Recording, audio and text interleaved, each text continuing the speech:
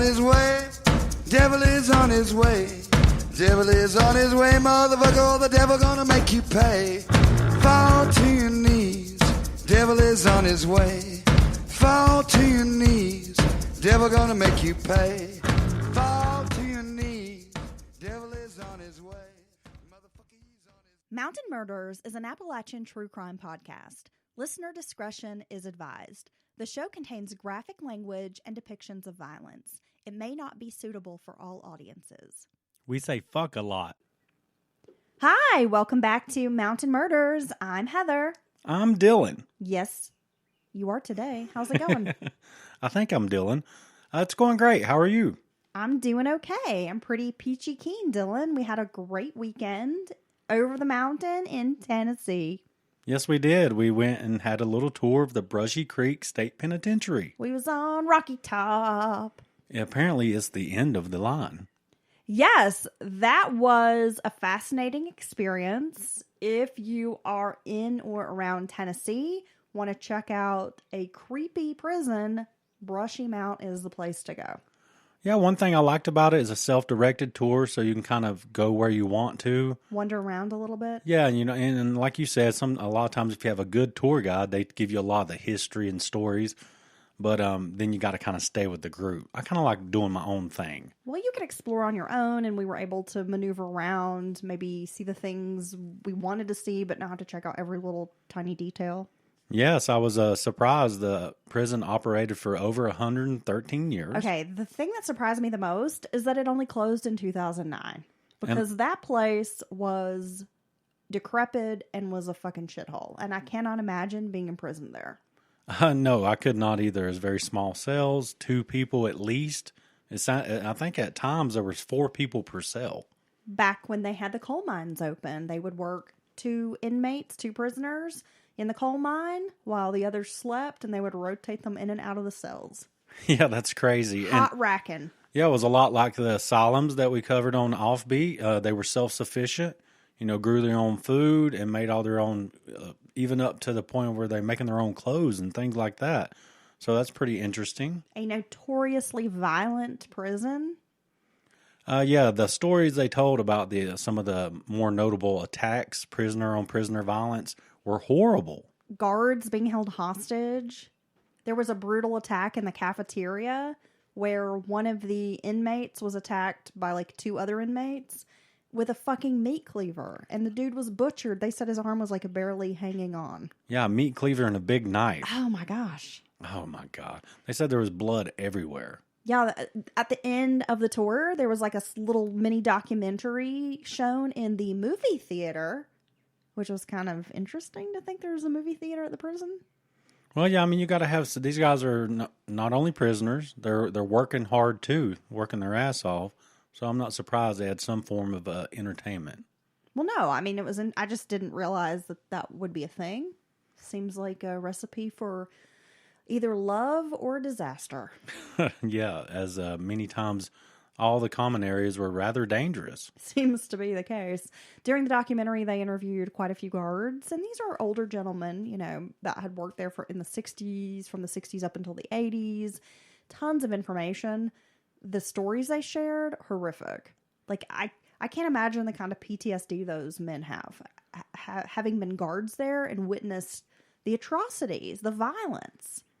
But what's interesting, after you hear them talk about how hard it was day in, day out to work there for 10, 20, 40 years in some cases, they were still sad to see the place close down because it meant that much to the community. And generations of family members, like my grandpa worked there, my great-grandpa, my dad, I worked there, my son worked there. I mean, it was just really interesting because it was an economic driver for that small town. Yeah, and to this day, I think they do similar things when they build new prisons. They do them in the middle of nowhere, right next to a small town, and then that's a very important economic driver for that town. So, like I said, if you're in the Tennessee area, make sure you go check that out. And in celebration, Dylan, of our little mini spring break weekend out of town, our story today takes place, can you guess, Tennessee. Oh my God. Are you ready to get into some true crime, Dylan? Yes, but first I must thank our new patrons. Oh, yeah, give them a shout out. They are sponsoring today's episode of Mountain Murders. I would like to thank Julie and Darla. Hi! Welcome to our Patreon. Hey, gals. Cosby, Tennessee is a laid-back community, very rural, with few campgrounds and a couple of restaurants.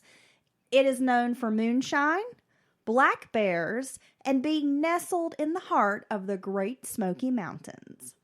Yeah, that's to this day a very small community still. I mean, they have the national park and visitors coming through for that reason. And I don't know, there's not a whole lot more going on there, right? Cataloochee Valley, I believe, is like on the southern sort of border of the Cott County. Ooh. Cosby, Tennessee. You can drive from Cataloochee Valley into Cosby, and a lot of folks will take the Foothills Parkway all the way into Gatlinburg, so they pass through the Cosby area, but still a very small town, as you mentioned, Dylan. Kind of touristy because of the campgrounds, but a beautiful place. Yes, it is beautiful. Well, the southern border of Cott County lies at the park, as we mentioned. Cosby itself is tiny, with a population of around maybe 5,000 residents. The area is rich in history, as it was a primary hunting grounds for the Cherokee. The first European settlers arrived in the 1780s. They lived near the mouth of the Pigeon River, which now attracts whitewater rafters, fishermen, and kayakers. At one point, there were violent fights between settlers and the natives. A small fort was built near Cosby Creek, which grew into a small outpost. Scalpings were reported during this time. Yeah, the settlers were wondering what all these natives doing on our land. It was like at that time in the 1700s, late 1700s, that part of Tennessee was considered the Wild West and like a frontier type of area because people hadn't really settled there yet. Yeah, I can imagine that the Appalachian Mountains was the first big barrier pushing west. Yeah, you're absolutely right. Eventually, the area grew into an agricultural community where men worked in lumber mills, really popular. Residents gathered and sold ginseng to make extra money, and moonshine was another big moneymaker. Ooh, and it still makes money. Woo! White lightning. Get an old jug. Famous moonshiner from Maggie Valley, North Carolina, Popcorn Sutton lived in Cott County before his death. Church was a big part of their lives in Cosby. People there were faithful servants of God, mostly Southern Baptist churches. I read one lady's description of growing up in Cott County. She said the ministers depicted images of red-horned devils with a pitchfork just waiting to drag folks to hell. So it was like a fire and brimstone type of religion. Yeah, and to this day, some sects of, the local Baptists, you still have that fire and brimstone preachers, right? You sure do. Oh, and here's a side note for you guys. Innovative moonshiners who faced sugar shortages during the World Wars, like 1 and 2, especially World War II, began keeping beehives. The government gave sugar to farmers that had bees, and it was a way to continue their moonshining. Beehives sprouted around mountain cabins like weeds in a seed bed, one man described. So they could still get some sugar? So they could still get the sugar they needed to make that moonshine. See, liquor will find a way. The Mountain Dew, they gotta make it, Dylan. Don Graham was in the Army when he met a flight attendant named Linda. The pair were married and welcomed twin daughters, Deborah and Denice, into the world. Afterwards, they had a third daughter. And the twins grew up in a good home. Their dad worked for an electrical union, so jobs sent him all over the country for work, which he enjoyed. Eventually, by the time the twins were in high school, the family had settled in Cleveland, Tennessee. During high school, the girls began forging their separate paths in life. Denice was a better student. She participated in activities like band, flag, or some people call it color guard, and she was an honor society student. Debbie was hanging out with that quote-unquote bad crowd, dabbling in drugs, using alcohol.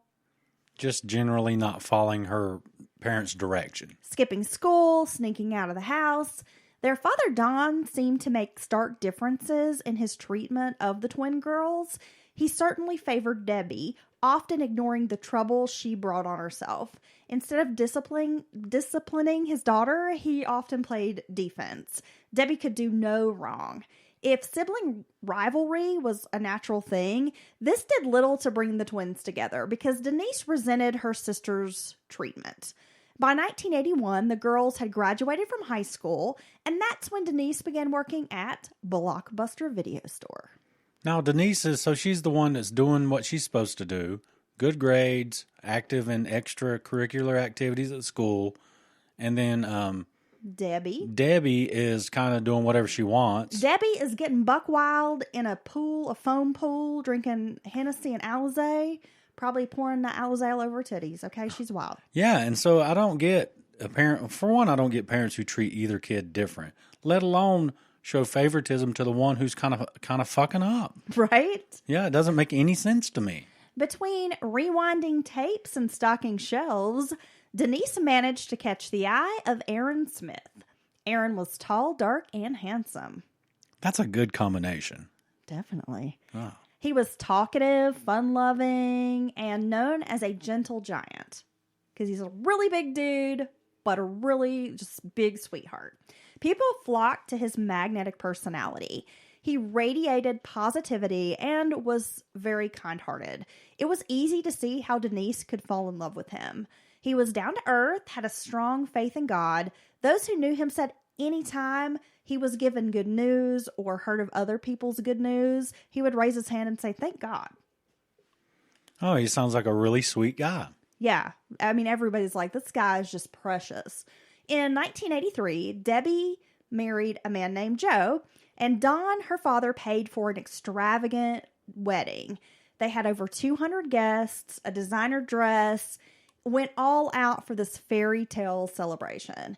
And a year later, in November of 1984, when Denice wanted to marry Aaron, she was denied the lavish ceremony. So again, her father making this huge difference, paying thousands of dollars for Debbie to have the dream wedding and then telling Denice, we can't really afford to do that for you.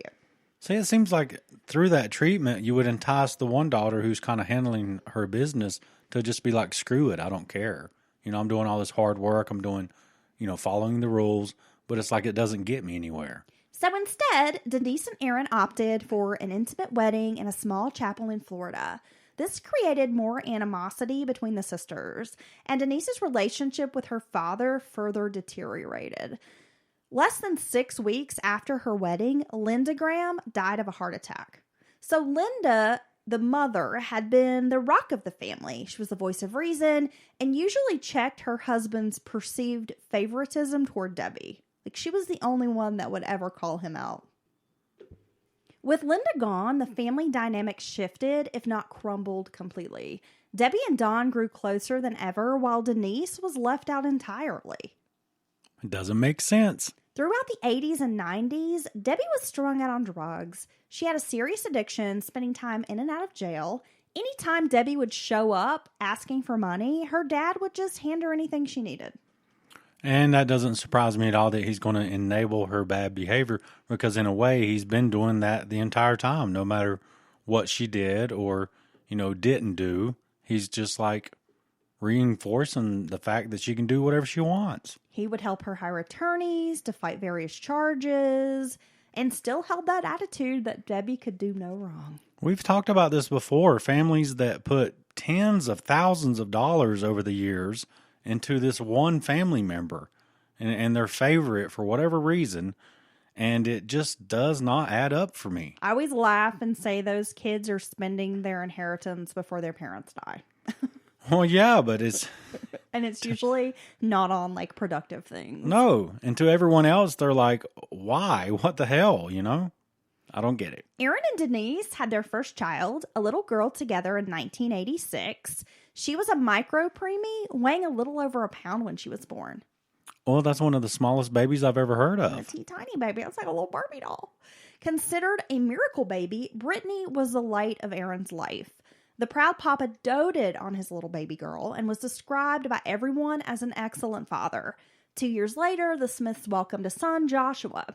Joshua had Down syndrome. Aaron loved his son just as much as his daughter. But Denise seemed to struggle with Joshua's condition. Denise was ashamed of Joshua, often refusing to take him places. She thought his chromosome disorder was a reflection of her and somehow tarnished this image she had, this perfect family. Oh, well, that's very sad. Yeah, I mean, don't you kind of think that's a really shitty way to think about it? Well, to be ashamed of your child for any reason, let alone something beyond everyone's control, I mean, that's a very unhealthy way to view your child. She had a hard time accepting that her son was differently abled. And by 1991, the Smith family moved to Cosby, Tennessee, where Aaron began working with his family's business, Camp Wright Acres. It was a 600-lot campground located in Cosby. A lot of visitors to the Great Smokies, as well as Gatlinburg, enjoyed staying in this well-maintained campground, and it kept Aaron busy. He moved into a house on the property known as the Lodge, while his parents built a home kind of like a embankment or so, like kind of just above where the lodge was located. So it was like a family affair. Everyone's living at the campground and they're all working together. Yeah, I'd say they have turned a fairly sizable profit on something with that many lots. Yeah, 600. I mean, it was a huge campground. Aaron became an ordained minister. He dreamed of serving God. And when he would talk about Joshua and try to ease his wife's worries, he would say, we were selected by God to raise this beautiful child. Well, that's one way of looking at it. Like God picked us to be Joshua's parents. Because he knew we could do it. He knew we could handle it. Yeah, it works for some people. He created a small church on campground property with only about 80 members and didn't get paid very much, but he loved what he was doing there. Aaron was really passionate about spreading the word of Jesus Christ. However, when Aaron became more involved in church life, his wife Denice withdrew. Things started to change between the couple as they grew apart, both wanting their lives to go in different directions. Denice refused to attend church, and when she did, it was a scene, Dylan. She sat on the back pew, loudly popping gum, often reading a murder mystery or an erotic novel. When people complained that her behavior was disrespectful or unappreciated, Aaron would often defend his wife, saying, "I'm just glad she's here." He was more concerned with his wife's soul than her behavior in church. He really hoped Denice would come to the Lord, so when she attended church, Aaron felt it was a good thing even if she was being rude. So she's going out of her way to make a scene. Sounds basically. like it, yeah. Oh, could you imagine the other country church-going women, and she's got like this tawdry cover of, I'm sure she like picked the worst one she could find, this romance novel in the back. Yes, and not even really romance, but like erotic novel. Ooh. Yeah. Wow. Probably like some handcuffs or some shit. She's reading like 50 Shades of Grey in church. Oh, I bet the lips were, or was it the tongues were wagging? I'm sure. When both kids were finally in school, Denice started working as a dental assistant in nearby Sevierville, which is about a 30 to 40 minute drive from Cosby. Denice seemed to relish in having a career outside the home. She began making friends with her coworkers. Many other women were, they were young. They were around her age.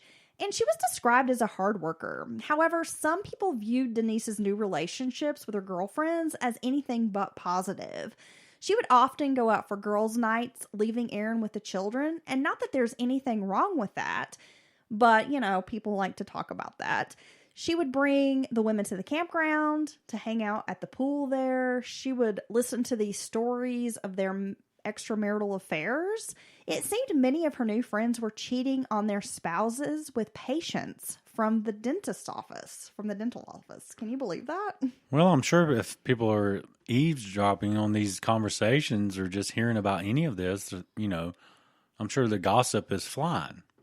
Plus, I'm just thinking, why would you want to hook up with somebody after you just had your hands in their nasty-ass mouth? Well, maybe that's how it begins. Like, oh, you know what? I really like that cavity you had in your molar. Oh, I really like the amount of saliva that your mouth produces. It seems to be an inordinate amount. Your gingivitis and plaque buildup is really turning me on. And I could imagine what you could do with that saliva. All that extra spit. Yeah. Okay. Oh. Wow. Just seems like a strange place to be, picking up on, a I don't know, an extramarital affair. It's not very sexy. Let's say that. It's not sexy. Okay. It would be like picking somebody up in like a nasty truck stop bathroom. Or like a tire shop where there's like grease and, oil everywhere. Well, even that's kind of hot. Ooh, oh my God. You want like a big scruffy guy that works on cars or some shit, right? Like a Danny Zuko. I don't know who Danny Zuko is. Grease Lightning. I'll fight him. Oh. Don't beat up John Travolta. He's old now. Oh. But he was pretty sexy back in the day when he had that butt chin. Soon, Denice began having an affair too. Well, I mean, look, if someone enjoys listening to other people carry on about this, and these types of people are their friends now, and it's like a whole group of them, it's not surprising they're going to mimic their behavior at some point. Aaron learned of the affair in an unpleasant way. I mean, not that there's really, I guess, a pleasant way to learn of an Be like, affair. she's having an affair, but I must say that the letter that I got about the affair was well crafted on very interesting, sturdy floral stationery, and it was pretty, and she even sprayed it with some good smelling perfume. on sturdy cardstock with a very interesting font. Smells like Liz Taylor's White Diamonds. So though I know my wife's cheating on me, I must say it was a pleasant way that I found out about Of course, it. this was in the 90s, so it was probably like, what, exclamation perfume? Or she sprayed it with Elizabeth Arden sunflowers. So in lieu of the pleasant way to find out about it, how did he find out about it? One day, Denice left for a shopping trip, supposedly going to the grocery store, which usually took her to nearby Newport, Tennessee. But when she pulled out of the campground, she did not go toward Newport. She went toward Gatlinburg. And soon after she left for the trip, she was involved in an accident outside of Gatlinburg. Confused, Aaron went to pick up his wife, and she had no explanation for why she had lied about going to Newport, where she was heading, and Aaron knew something was going on. So she was going in the opposite direction of Newport. Yes. No reason to be going towards Gatlinburg if you're trying to go to Newport. No, she didn't even have a good, lie. Like, I'm going to go get some fucking Smoky Mountain fudge. I would have thought up some kind of reason.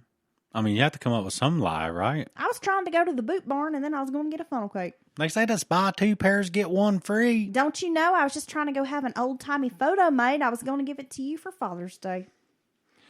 And he's not going to believe any of that. So she just has no reasoning for where she's at. And then finally, under pressure, with no reason for her behavior, Denice folds, admitting that she had been cheating. For some time, Aaron had been feeling like he couldn't please Denice, and nothing he did seemed right. It was Aaron that took the next step. He moved into his parents' home. Now remember, it's located just a few feet away, like above the lodge where he was living with his family. So it's directly next door. Pretty much. So he moves into his parents' home and files for divorce. When Denice was served with divorce papers, she flipped out. Immediately, she called police saying that Aaron was threatening her. When he tried to remove his personal belongings from the house, and remember, she's living on his parents' property, she would get law enforcement involved. Well, see, that's wrong on so many levels. She's caused this situation. She didn't have the guts to come to him and say, hey, I have feelings for someone else. I'm not really I'm not into this relationship anymore. We need to do something. Hey, you're boring. I don't want to be with you.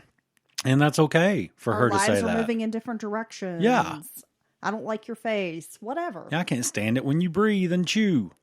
Well, that's only like a couple of days a month that I feel that way about you. Well, no, but I'm saying, so it doesn't surprise me that he was the one. She didn't have the guts to be upfront about how she feels. So he's the one, and he's handling it in about the best way you could, I think. Well, the most responsible. Yeah, he gets out of the home. He gives them a little bit of space, files for divorce, which she obviously didn't have the guts for that. And so here you have her reacting in this totally childish way. Well, though he wanted a 50-50 split with the kids, she refused him access. Then Denice started telling anyone who'd listen that Aaron was violent. He would scream at her regularly, threaten her with violence, and often did push and shove her around, and she was afraid of him. Well, yeah, anything she can do to kind of make herself look better in this situation sounds like to me. Let's go ahead, pause for just a moment, Dylan, take a quick break, and we will be right back. Denise's sister Debbie had never really been allowed to be around the Smith family. Denice kept her away from the children as she was usually high on drugs or in jail. But after the divorce began, Denice went to visit her father in Michigan. Don was living in Michigan. She painted a horrible picture for him, explaining that she needed money for a lawyer. Aaron was abusing her and the children. For the first time, it seemed, Don was paying attention to Denice, even agreeing to give her money. During her visit, out of nowhere, who do you think shows up? Debbie's like, "What up, bitches?" Yep, here comes Debbie. Out of nowhere, much like usual. She had been living in New York City but needed money, so she brought her boyfriend, a guy named Marty, along, and the two hit up Don for some cash. Don instantly shifted his attentions to Debbie, like always. So here's Denice. She's having this... Well, I don't agree with the way Denice is handling the situation so much. Her manufactured crisis? Yes, but it is a big event. I mean, if you are getting divorced and your life's kind of blowing up, and she thought for once she had her dad's attention and maybe even his help, and I'm sure she was recognizing all that, and then out of nowhere, the free spirit on the wind, Debbie, blows. I just imagine Debbie as like that little frog from the Looney Tunes cartoons, and she comes like tap dancing in. Oh, the WB frog? Is that the one? With okay. the little top hat singing, and just like totally takes the attention away from Denice. Hello, my baby. Hello, my darling. Hello, daddy. Can I have some cash? Hello, my Clementine. I need some cocaine. I don't have any money. This is my boyfriend, Marty. Yeah. So... what do you think happens? Denice, she is furious and angrily leaves Michigan, again feeling rejected by her father.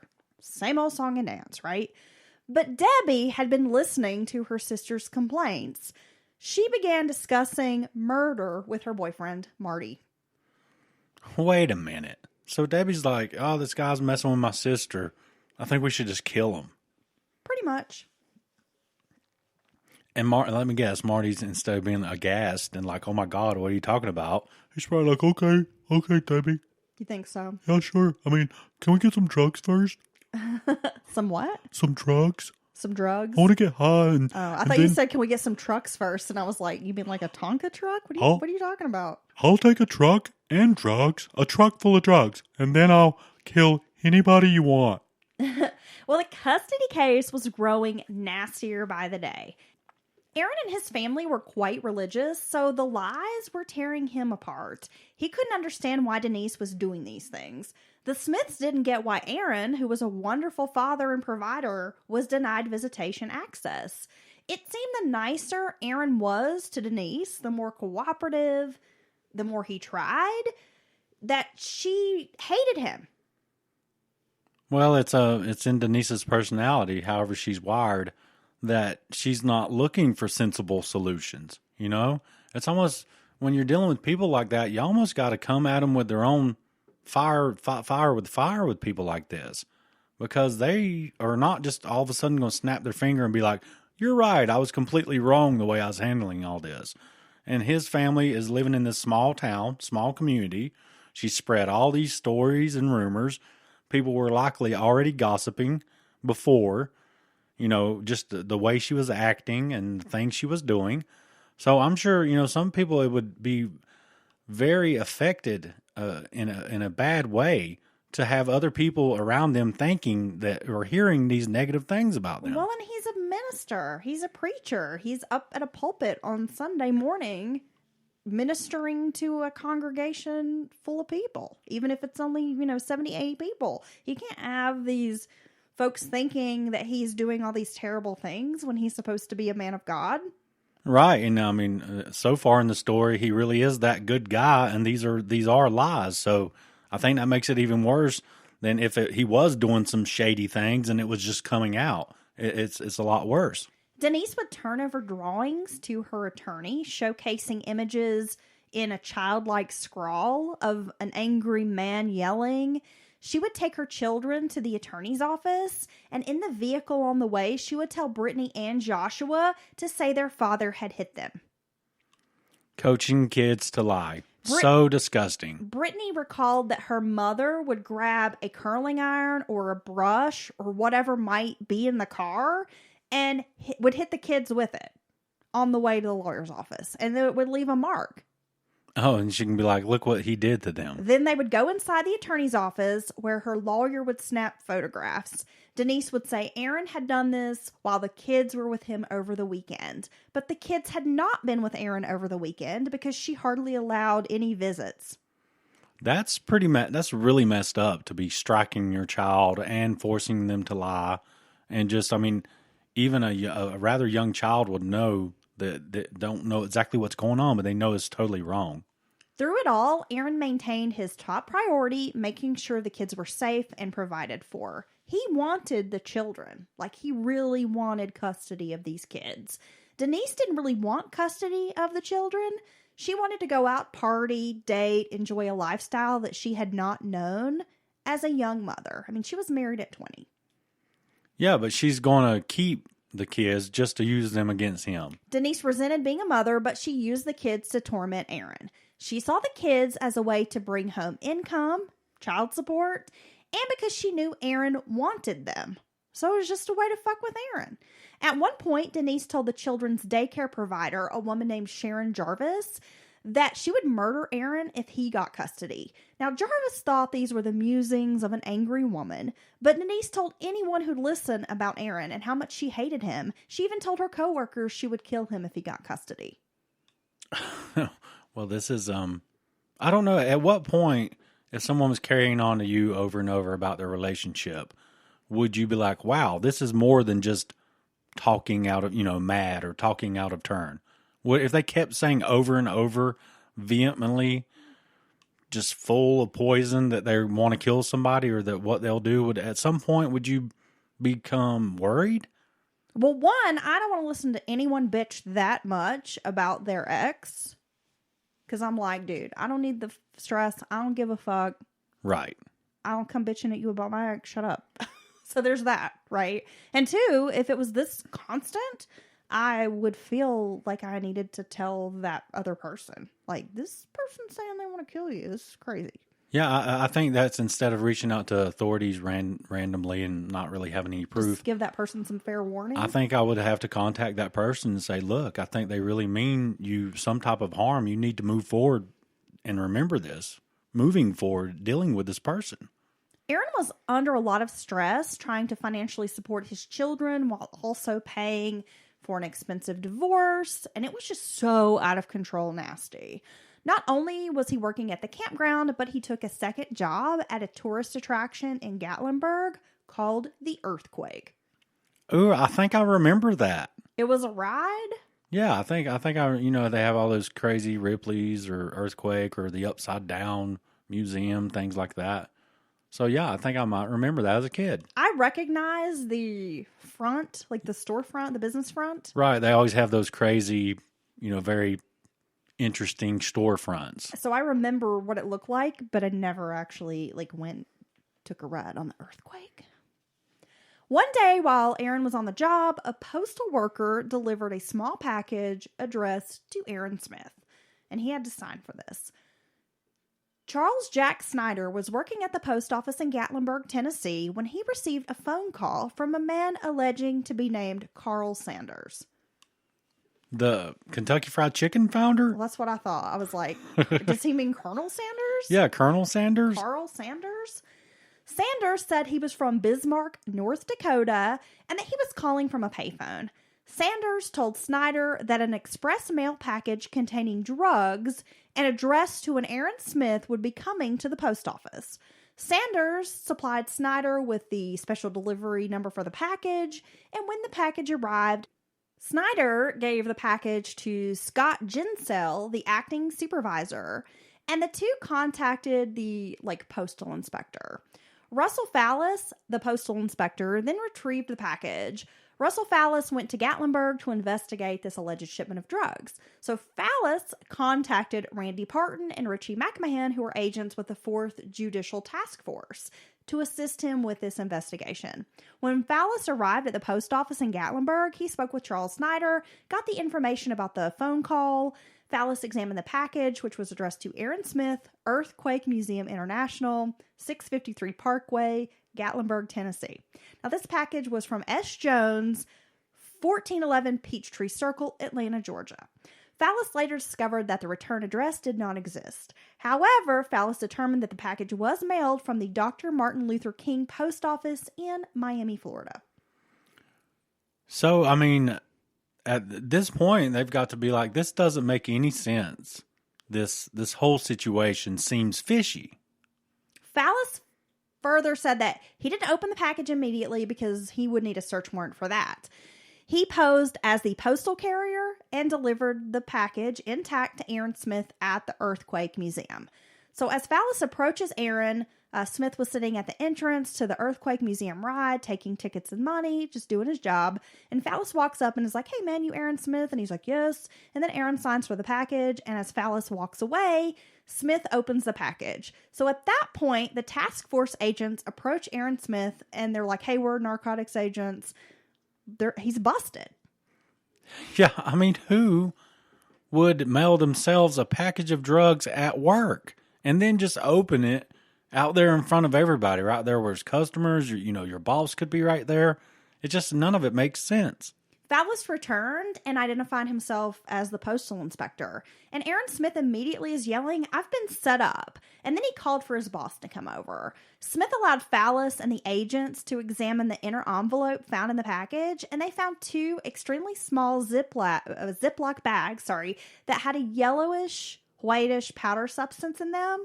The writing on the inner envelope read, "To Aaron Smith, next time the price goes up." So it's a small amount of cocaine, it sounds like. Fallis turned the powdery substance over to the drug agents for testing, and later the Tennessee Bureau of Investigation lab would identify the substance as being cocaine-based, a Schedule II controlled substance. Oh my God. That's some of that really good coke. Fallis sent the package and the inner envelope to Memphis to be checked for fingerprints. Bobby Ewing of the Memphis Crime Lab examined the package. So Aaron Smith was never arrested for the drugs found in the package, surprisingly. During his interview, he explained that he was going through this contentious divorce and custody battle. Aaron said that he believed he was being set up by his ex-wife, Denice. Well, I'm glad that the cops kind of got, I guess the whole situation seemed a bit odd to them as well. And for one, who's going to mail themselves or have a small amount of coke mailed, take all that chance with it being mailed and getting in trouble? And then you get the tip. The tip was kind of weird. So I don't think it was hard for them to figure out somebody's trying to play us. Later, now get this, Dylan, the lab results would show that 5 fingerprints found on the mailing envelope and the label inside the package belonged to Debbie Graham, Denice's sister. And there you go. By July 17th of 1997, the couple's divorce hearing was finalized. Denice got word from her attorney that the judge had ruled, and she was not going to be pleased with the results. Don had driven down from Michigan to attend the court proceedings with his daughter. The judge determined that the drawings submitted by Denice and her attorney had been falsified and granted full custody of the kids to Aaron. Oh, so she's basically lost. Denice went all to hell. When the verdict was in, Denice and Don loaded up both their vehicles and hit the road. The Smiths, when hearing this news, thought she was going to take the children to Michigan, where her dad lived. But instead, Denice and Don drove the kids to Miami, Florida, where they checked into the Driftwood Motel, and they had plans to visit her sister, Debbie. They stayed in Florida for a total of 5 days. During this time, they all met Debbie Graham, 2 different men who were named George and an Alex, behind a place called the Golden Nugget.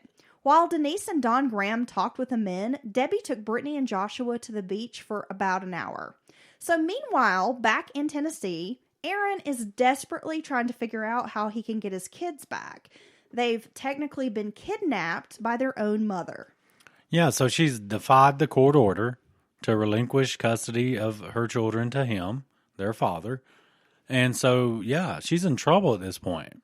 Kidnapping's a big deal, even by a family member.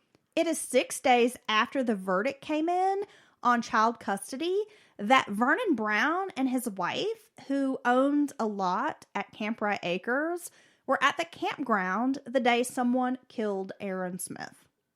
Oh, my God. Around 4 p.m. on July 23rd, 1997, he and his wife were walking to the swimming pool when they saw Harry Smith, Aaron's father, leaving his home. So the house, on the property.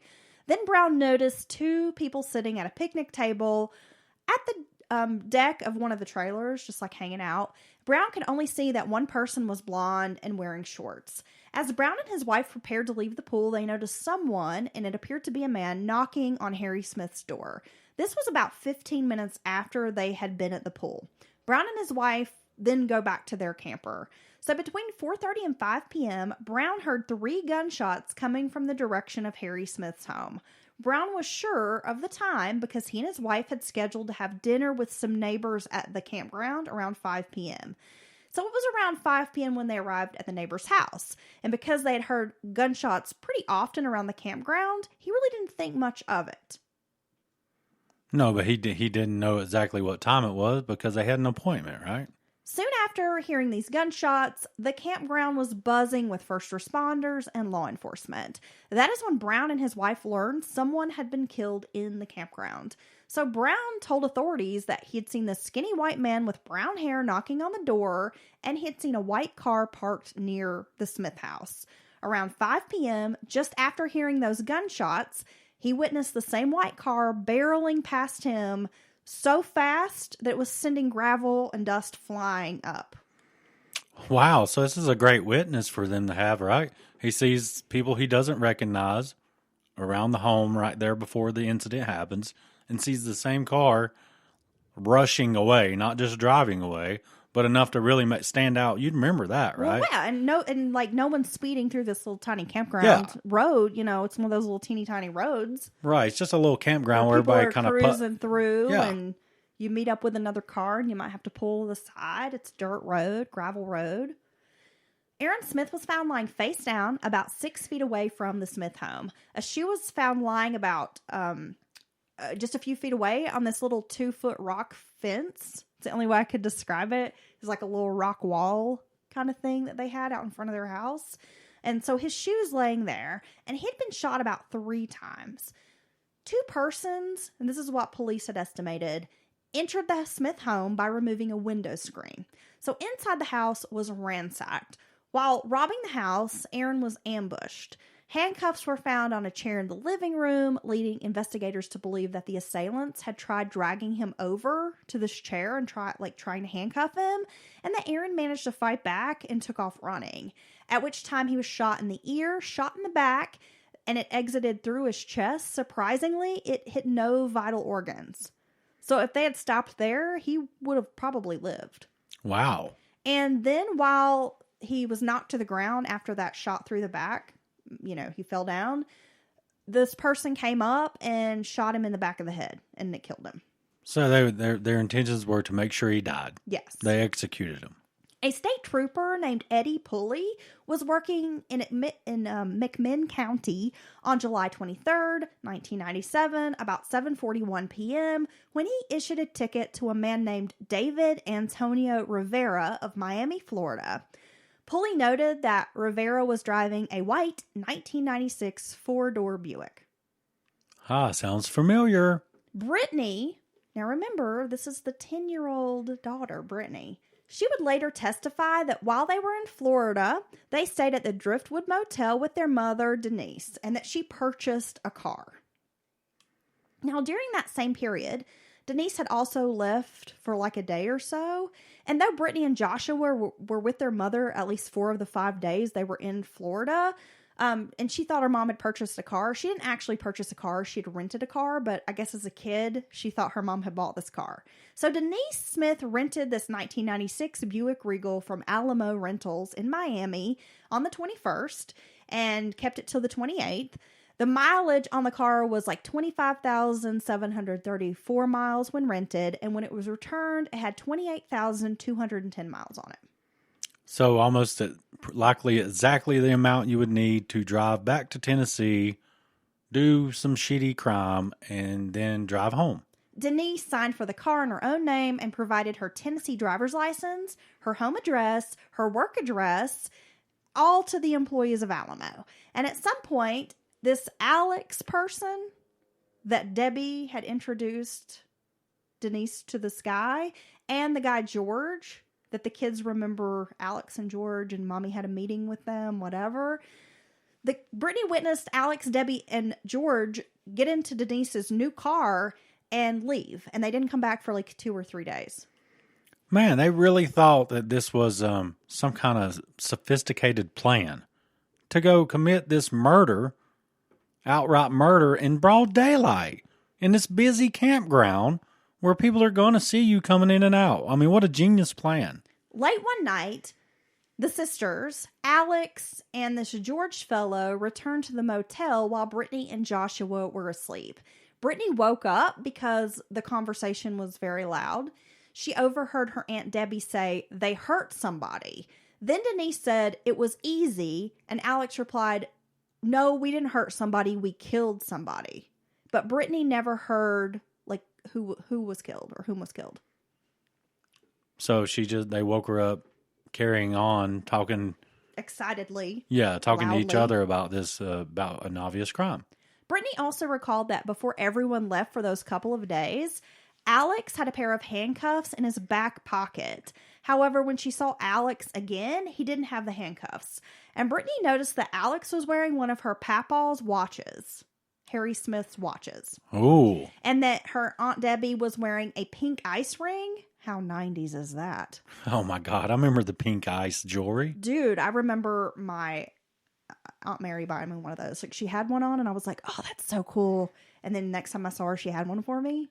And it was like a really big deal to have a pink ice ring. Oh, it was the shit back then. Oh, It was yeah. It was affordable. 93, baby. That was the jam, right? Man, this little girl is not playing around. She is noticing all these details that are very, very important. Well, she's noticing a pink ice ring that belonged to her mama, Cleta Smith. So they both have. So she's like, this dude's wearing my pawpaw's watch, and this chick, my aunt's wearing my mama's ring. So not only did they murder him, they ransacked the house and took what they could. 2 days later, Denice drove the children to Michigan, and they stayed at the home of her Aunt Marion and Uncle Jerry. So this would be the kids' like great aunt and uncle. Now, at some point, Aunt Marion brought Brittany and Joshua back to Tennessee, where they currently would reside with their grandparents, Harry and Cleta Smith. Really? Now, because the children were kidnapped at the time, they were unable to attend their father's funeral. It was only while they were in Michigan that they learned Aaron was dead, that their dad was dead. Why go through all this and then you're going to turn around and take the kids back to his parents after you've sent people there to murder him? I mean, what the fuck, dude? Why don't you just bring the kids after court, leave the kids there, and you know what? Aaron was way more reasonable and nice than you, and if a little time had went by, you could have been like, look, I don't know what I was thinking, that was, shitty of me, but do you mind if I see my kids? And he'd have let you see your kids, because he's a good human being. Upon returning to Tennessee, 10-year-old Brittany began revealing details of her trip to the Smith family. Upon hearing the child's account, the Smith family contacted law enforcement with the news that Denice likely orchestrated Aaron's murder. Well, and I think that's a pretty good guess. And it was like the damnedest way that this little girl started telling them the story. Her papaw Harry's brother was talking to her about the Florida trip and was like, oh, well, maybe I should take you and Joshua back to Florida. That could be fun. And the little girl was like, oh, no, it was not a good time. And like some bad stuff happened and started like telling all this shit she had seen go down. Could you imagine? No. And they were like, what the fuck? Call law enforcement. Yeah, I'm surprised the cops didn't, nobody was thinking along these lines before. Well, I think there was some suspicion, but, hearing it from this child. There just was no evidence or. Well, they were slowly starting to kind of work the case, but it was the gathering the evidence and all that. But having this kid come forward with like, here's everything we need to know, paints the whole picture. Well, yeah, and it sounds like these people truly ransacked the house, sound like they're shitbirds. And they probably really did burgle and rob. They're super shitbirds. We're going to get into that. Right. So it didn't look like a staged scene because they probably truly ransacked and stole what they could. And so they could have been leaning towards a random robbery gone bad, which wouldn't be the fault of the police because it kind of looked like that. A special agent with the Florida Department of Law in Miami named Ron Racciopi, hope I'm saying that right. He was contacted in August of 1997 by an agent named Davenport who was with the Tennessee Bureau of Investigation.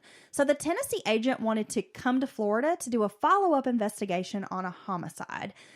Specifically, Agent Racciopi and Agent Davenport were looking for information on this person named Alex, on Deborah Graham and the activities of Denice Smith while she was in Florida. So with everything that had been going on, it was not hard for investigators to piece together that Denice Smith was a prime suspect in this.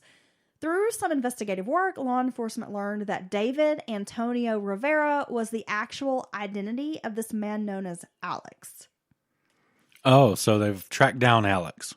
And he's the one who was pulled over in McMinn County with the speeding ticket on the evening that Aaron had been murdered. In this white car matching the description of the car at the scene of the crime.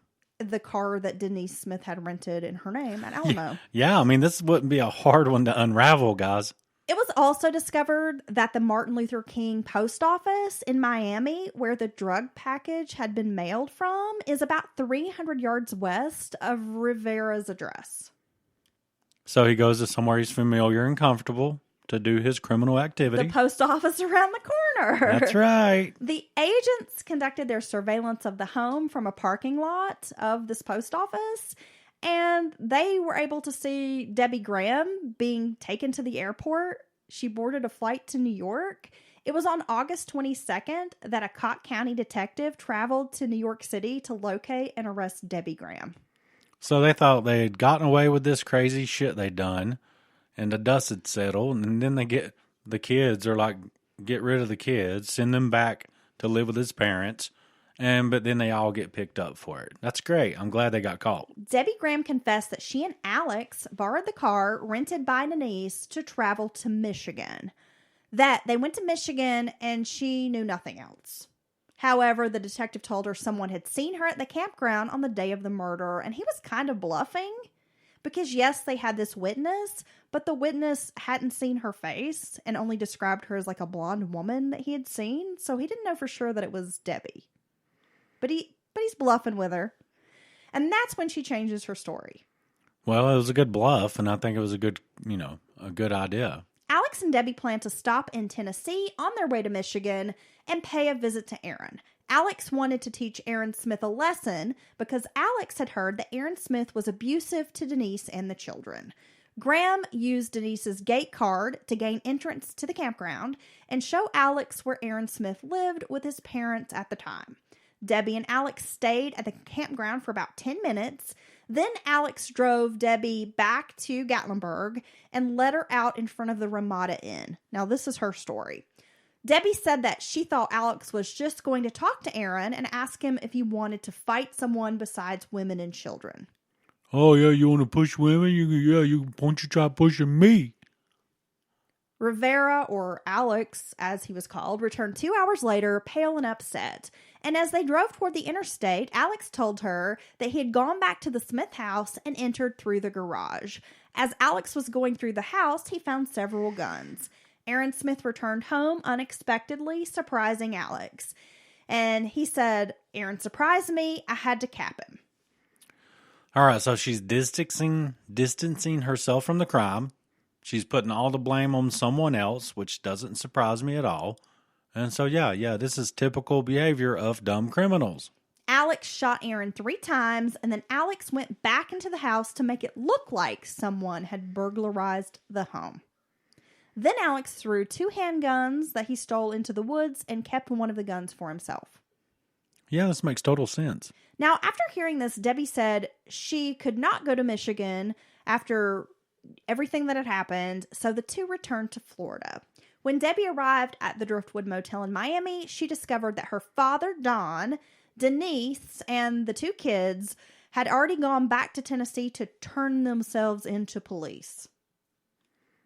Yeah, this story makes perfect sense to me. Debbie claimed she returned the rental car, and she told the detective that if Alex was ever found, if he ever found out that she had talked or told what he had done, that she had ratted on him, that he would kill her whole family. He was very dangerous. Okay, so for good measure, she adds at the very end that I'm afraid of him.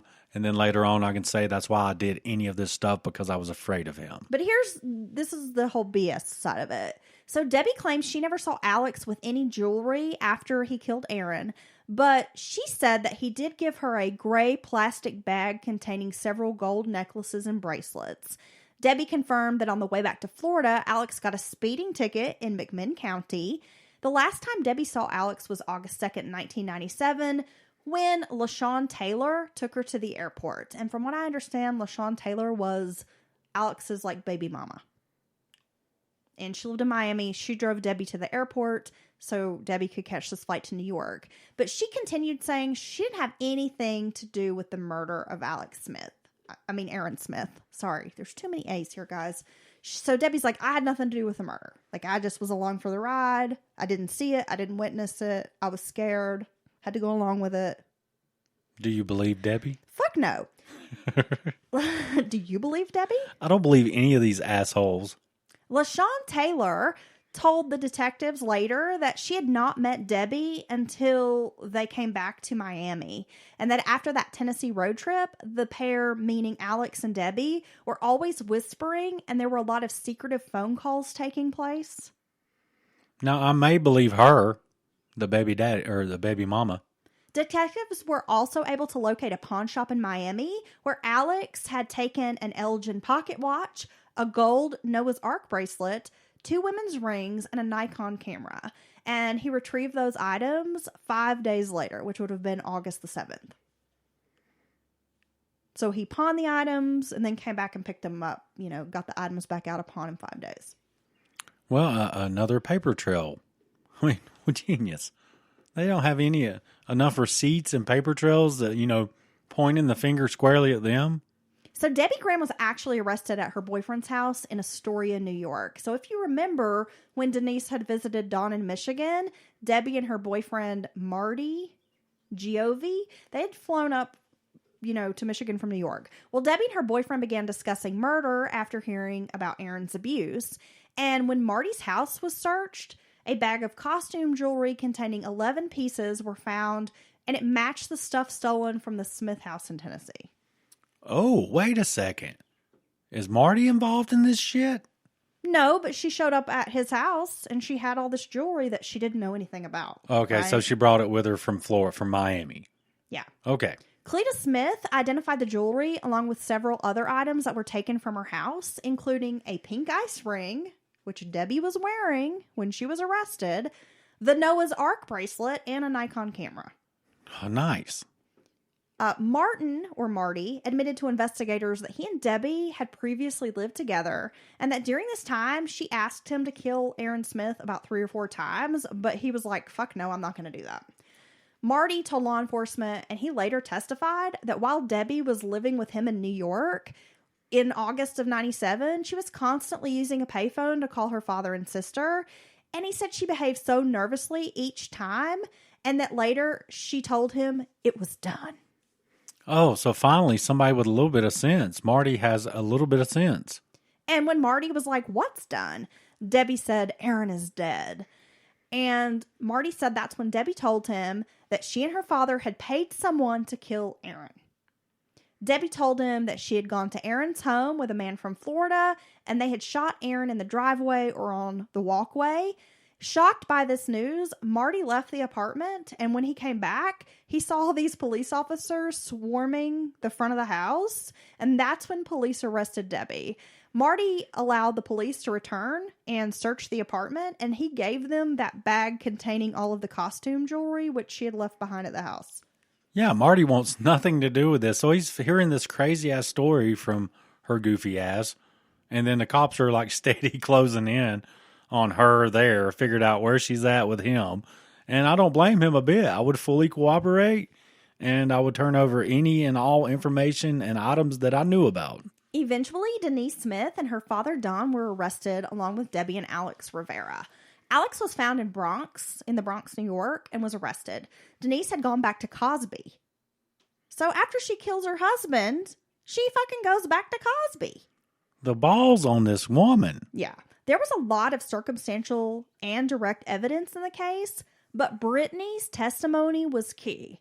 So at the time of the trial, the 12-year-old was put on the stand, implicating her mother, her aunt, and her grandfather in this murder-for-hire plot. Yeah, this is a full-blown conspiracy with, 3 or 4 people involved? After a jury trial, a Cobb County jury found the defendants, Deborah Graham and Denice Smith, guilty of first-degree murder of Aaron Smith. Following a sentencing hearing, the trial court sentenced both women to life in prison with the possibility of parole. Don Graham, old Grandpa Don, was convicted on charges of child endangerment and was basically given a sentence for time served. Okay, so he managed to stay just outside the conspiracy to commit murder. He died in 2007 from a heart attack. Like, from what I gathered, he had a heart attack and then tried to drive himself to the hospital and, like, basically died in the parking lot before he even, like, got to the hospital. Oh. Yeah.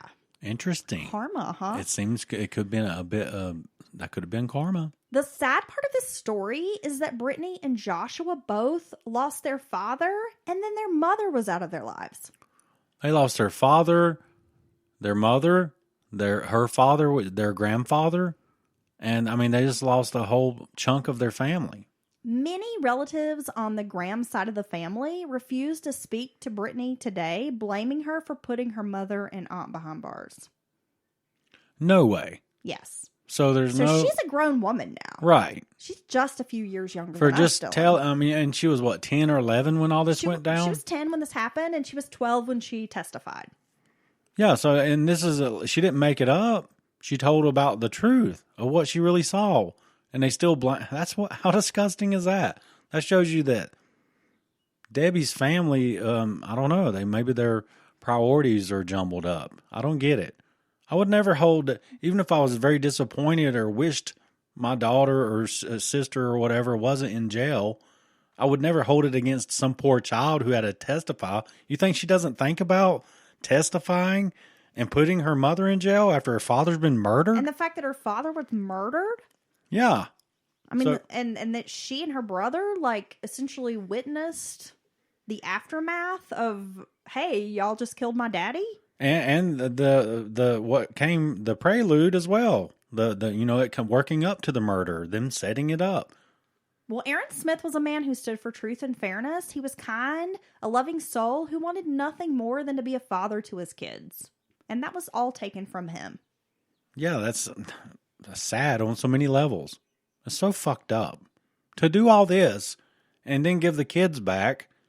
I mean, and none of it makes sense. And then you spent your life in prison, so what are you even getting out of this situation? And were these people really dumb enough to think they were going to get away with it? Because this is one of the, like, dumbest mistake after mistake after mistake. Leave a fucking trail of evidence in your wake. Yeah.